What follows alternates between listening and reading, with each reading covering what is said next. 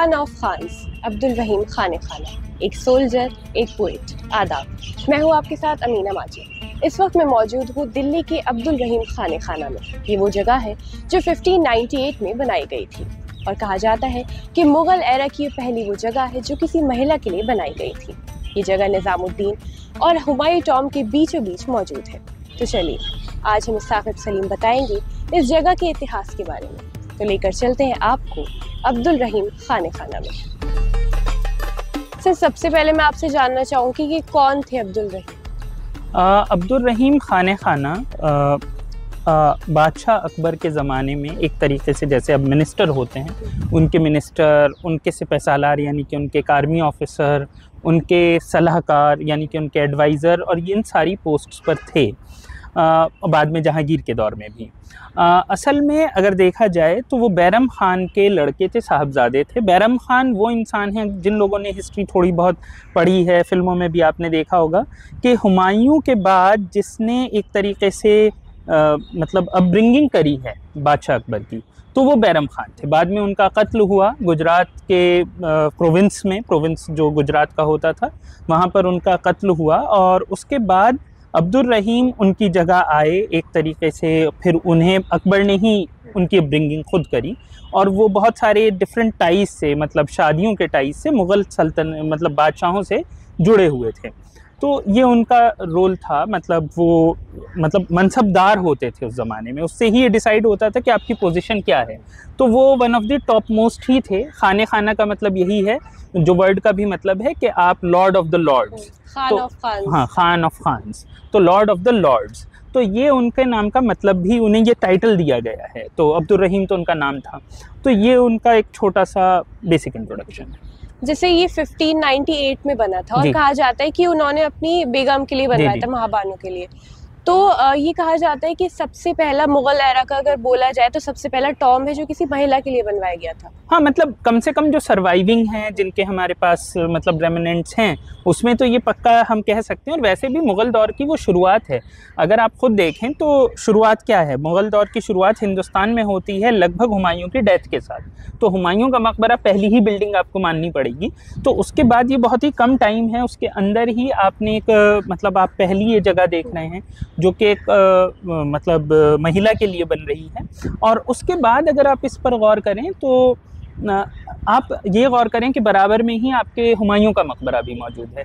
हुमायूं के मकबरे को आपको देखते ही समझ में आ जाएगा कि ताजमहल काफ़ी हद तक उसकी कॉपी है।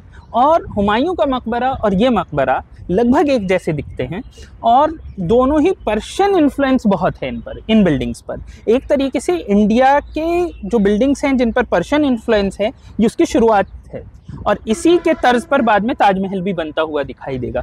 तो काफ़ी हद तक हम ये मान सकते हैं कि ये एक तरीके से ताजमहल का प्रीडिसेसर है, यानी कि ताजमहल से पहले ये एक चीज़ बनी है जिसके तर्ज पर फिर ताजमहल बना हुआ हमें नज़र आएगा। तो ये और हुमायूं का मकबरा दोनों मिलाकर आपको ताजमहल नज़र आएगा। और मज़ेदार बात है, दोनों ही यमुना के पास हैं।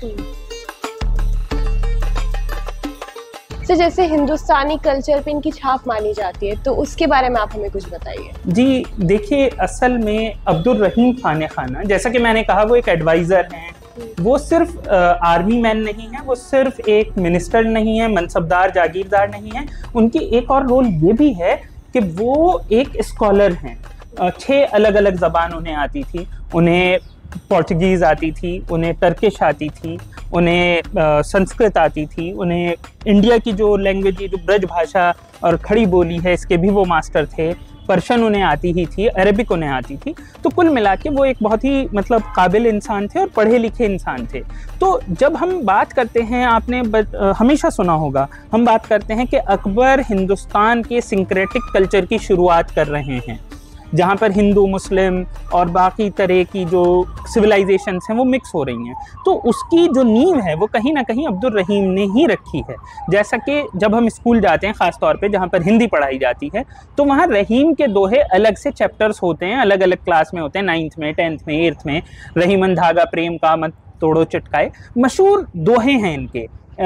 भगवान श्री कृष्ण की शान में भी इनके दोहे बहुत कॉमन हैं, ब्रज भाषा में इनके दोहे हैं, खड़ी बोली में इनकी चीज़ें आपको मिलती हैं। उसके अलावा बाबरनामा, हिंदुस्तान में जो ज़बान उस वक्त थी वो फ़ारसी थी, तो फ़ारसी में नहीं था, तो उन्होंने ही उसे, जो उसकी ओरिजिनल लैंग्वेज जो बाबर की थी, उससे फ़ारसी में ट्रांसलेट किया था, और आगे चलकर जो आज हम ओरिजिनल बाबरनामा देख रहे हैं वो वही है जो इनका ट्रांसलेशन था। उसके अलावा भी अगर आप देखें तो रामायण, महाभारत, बाकी सबको फ़ारसी या फिर वैसी लैंग्वेजेस तक पहुंचाने के लिए उस पर पेंटिंग्स के जो जैसे प्रोजेक्ट शुरू कराए, वो सब इन्हीं के दौर में और इन्हीं की देख रेख में शुरू हुआ है। तो अलग अलग ऐसी चीज़ें हैं जो इन्होंने करी। उसके अलावा जो आप इरिगेशन सिस्टम जो बाद में जो कई सौ साल तक चला, वो सब भी कहीं ना कहीं इन्होंने ही शुरू करा है। यहाँ पर भी कहा जाता है कि यहाँ पर ऊपर तक पानी लाने के लिए एक सिस्टम था। तो ये जितनी भी चीज़ें हैं वो सब, क्योंकि हिंदुस्तानी कल्चर आज के टाइम में उन्हीं से पहचाना जाता है। आप बात करते हैं ब्रजभाषा की, दोहों की, आप बात करते हैं किस तरीके से कोई मुस्लिम श्री कृष्ण की पोएट्री कर सकता है, तो वो सब कुछ रहीम से शुरू होता है। और रहीम से मतलब अब्दुल रहीम खाने खाना पूरा नाम नहीं बोलते हैं, बोलते हैं रहीम के दोहे। तो रहीम एक बहुत ही, जिसे कहते हैं एक तरीके से हमारा एक ऐसा इंसान है जिससे कि एक हिंदुस्तान की पहचान होती है, जो हिंदुस्तान अगले 400-500 साल बना है, या फिर जो नहीं बन पाया और हमारा ख्वाब है, वो दोनों ही चीज़ें रहीम ही हैं। अब्दुल रहीम खाने खाना ही वो चीज़ है, तो कल्चर के लिए बहुत इम्पोर्टेंट है। जैसे हम देखते हैं कि ये निज़ामुद्दीन दरगाह और हुमायूं टॉम के बीचों बीच है, मतलब एक अच्छी लोकेशन पे है दिल्ली की। जी। पर अगर आप देखें यहाँ पे सुनसान पड़ा हुआ है, और या तो लोगों को इसके बारे में पता नहीं है, अगर पता है तो वो कुछ इंटरेस्ट नहीं लेते। तो आप उसके बारे में क्या कहना चाहेंगे? ये बात बिल्कुल सही है, बल्कि अभी तो इसका रेनोवेशन भी हुआ है। कुछ साल पहले तक तो यहाँ की हालत भी कोई बहुत अच्छी नहीं थी। रिसेंटली इसका रेनोवेशन हुआ है, सरकार ने एक एनजीओ की मदद से कोलैबोरेशन के तहत इसका रेनोवेशन किया है। ये सिर्फ यहाँ की हालत नहीं है। निज़ामुद्दीन का ये जो इलाका है, ये यूनेस्को की हेरिटेज साइट मानी जाती है। यहाँ पर दुनिया में सब कहा जाता है कि जो डेंसिटी वाइज सबसे ज़्यादा मकाबिर यहाँ पर मौजूद हैं, और आप देखेंगे भी कि यहाँ पर क्या है। तो बहुत कुछ है यहाँ पर, लेकिन लोगों को पता ज़्यादा कुछ नहीं है, या फिर लोग आते भी हैं तो हुमायूं का मकबरा आते हैं, सुंदर नर्सरी आते हैं, या फिर निज़ामुद्दीन दरगाह चले जाते हैं। इसके अलावा बाकी जो यहाँ की चीज़ें हैं अभी भी अनएक्सप्लोर्ड हैं, और लोग वहाँ तक नहीं जा रहे हैं, ना ही उन चीज़ों को एक्सप्लोर कर रहे हैं। और जिन जगह पर जा भी रहे हैं, शायद उसका एक असर ये है कि वहाँ पर इंस्टाग्राम की रील्स बनती हैं आजकल, तो लोग सुंदर नर्सरी और हुमायूं टॉम चले जाते हैं।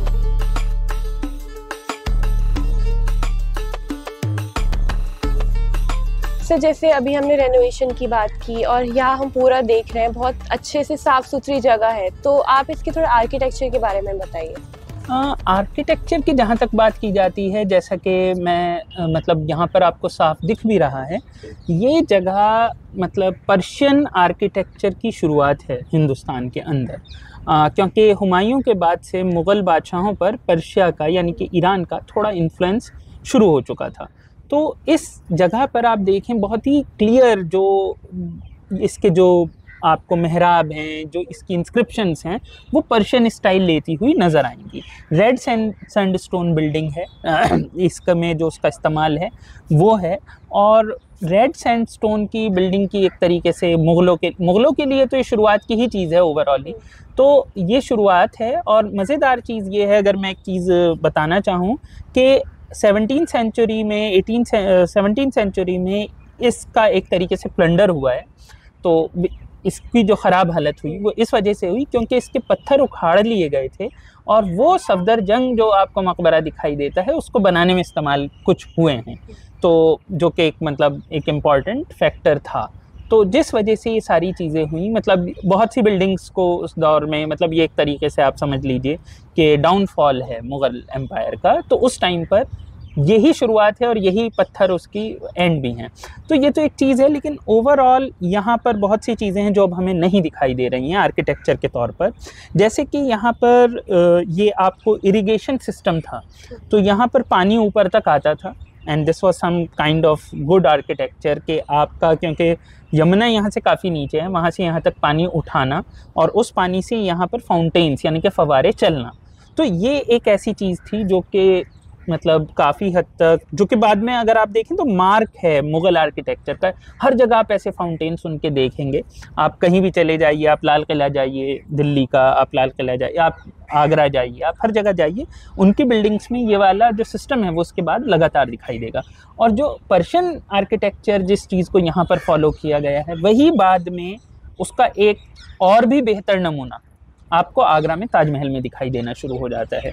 वो थोड़ी बारीक चीज़ें हैं, अगर आप इसे पास से देखते हैं, समझते हैं, तब आप इसे समझ पाएंगे कि ये किस तरीके से इसकी जो मेहराब हैं वो मतलब उनका एक यूज़ होता है, तो वो क्यों ऐसी हैं, और फिर वो किस तरीके से ताजमहल में भी रेप्लिकेट होती हुई नज़र आती हैं।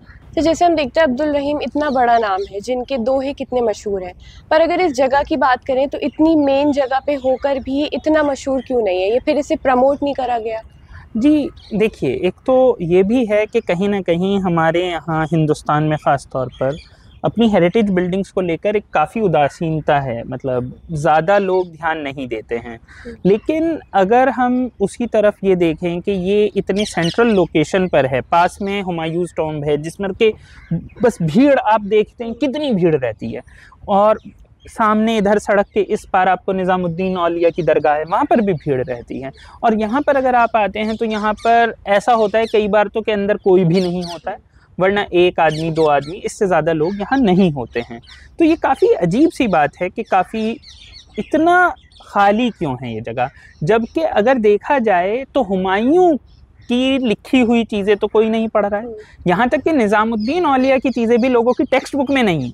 लेकिन रहीम एक ऐसे इंसान हैं जिनकी लिखी हुई चीज़ें कम से कम नॉर्थ इंडिया में जहाँ पर हिंदी पढ़ी जाती है वहाँ पर टेक्स्ट बुक का पार्ट है, और मतलब कई क्लासेस में बच्चे पढ़ते हैं। उसके बावजूद लोगों को ये नहीं पता होता है कि, बल्कि मैंने कई लोगों के साथ ऐसे बात की है कि अगर मैंने कभी कहा कि ये अब्दुल रहीम खाना है, लोग कहते हैं अच्छा ठीक है। फिर जब थोड़ी सी और बात होती है, और बात ये होती है अब्दुल रहीम खाना ही वो इंसान है जिसके जो रहीम है दोहे वाला, एंड वो कहते हैं ये वही रहीम है। तो मतलब सबसे पहली बात ये है कि लोगों में शायद ये अवेयरनेस पैदा करने की ज़रूरत है कि रहीम के दोहे एक ऐसे इंसान के हैं जो कि मुग़ल सल्तनत का एक बड़ा नाम था, एक मिनिस्टर था और एडवाइज़र था, और वही इंसान बाद में उस इंसान का एक मकबरा है, उसकी वाइफ का एक मकबरा है जो कि यहाँ पर मौजूद है, जिसको कि आर्कोलॉजिकल सर्वे ऑफ इंडिया ने अपने संरक्षण में लिया हुआ है, और वहाँ पर एक टिकट है जहाँ पर आप जाकर देख सकते हैं। यहाँ पर ये अवेयरनेस, ये सोशल कैंपेन की ज़रूरत है। आई थिंक ये सोशल कैंपेन जब तक नहीं होगी तो लोगों को यहाँ पर आने की ज़रूरत महसूस नहीं होगी कि ये इंसान कितने ज़रूरी हैं। और जैसा कि मैंने एक और जगह भी कहा कि ये हिंदुस्तानी कल्चर के लिए बहुत ज़रूरी है, मतलब हिंदुस्तानी कल्चर के लिए असल में पूरा इलाका बहुत ज़रूरी है समझना, क्योंकि निज़ामुद्दीन औलिया बराबर में हैं आपके, और उन्हीं के बराबर में अमीर खुसरो आराम फरमा हैं। अगर आप इन सब लोगों पे ध्यान दीजिए तो यही वो लोग हैं जिनसे कि आपका हिंदुस्तान आज तक डिफ़ाइन हुआ है या होना भी चाहता है, जो कि हमारा आइडियल है कि हम खुसरो को अपने सामने रखते हैं, या फिर हम रहीम को अपने सामने रखते हैं, या निज़ामुद्दीन औलिया को अपने सामने रखते हैं। और यही वजह है कि ज़्यादातर मुग़ल बादशाह भी या बाद में भी लोग इस इलाके में दफन होना चाहते थे, क्योंकि वो चाहते थे कि निज़ामुद्दीन औलिया से उनकी क़ुर्बत बनी रहे।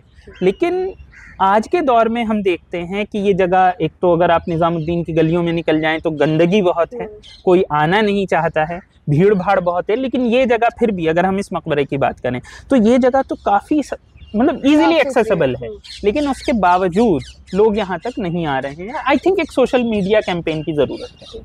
जैसे सर हमने यहाँ के देखा तो मुझे इस चीज़ की ज़रूरत महसूस हुई कि अगर कोई यहाँ पे आता है तो अब्दुल रहीम के बारे में कुछ चीज़ें यहाँ पे लिखी होनी ज़रूरी हैं, जिससे हमें पता चले किसके बारे में है। क्योंकि जैसे आपने अभी बताया कि लोग सिर्फ रहीम के दोहे के नाम से उन्हें जानते हैं। जी जी हाँ, यही बात है। सिर्फ यहीं पर नहीं, यहाँ आने से पहले ही उन्हें पता चल जाना चाहिए।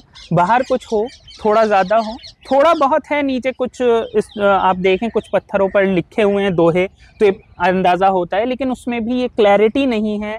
मतलब सिर्फ एक बाहर का जो एक पत्थर है उस पर कुछ चीज़ें लिखी हैं, लेकिन ये क्लैरिटी अच्छे से होना कि how important the person was, मतलब हाउ इम्पॉर्टेंट ही वॉज। भाई आप मकबरे के साइज़ से आपको समझ में आ रहा है कि जो इंसान हुमायूं के मकबरे के बराबर मकबरा ले जाए तो he must be a very important person.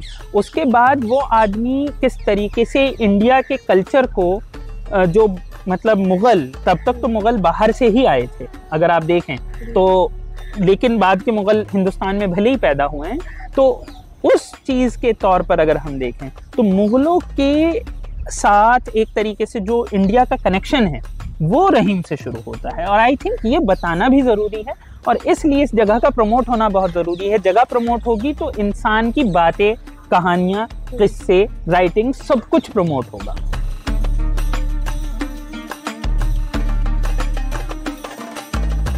आज हम आपको लेके आए थे अब्दुल रहीम खाने खाना में, जहाँ पे साकिब सलीम ने हमें इससे जुड़े इतिहास के बारे में बताया। ऐसी और वीडियोस के लिए हर हफ्ते देखते रहिए आवाज़ वॉइस।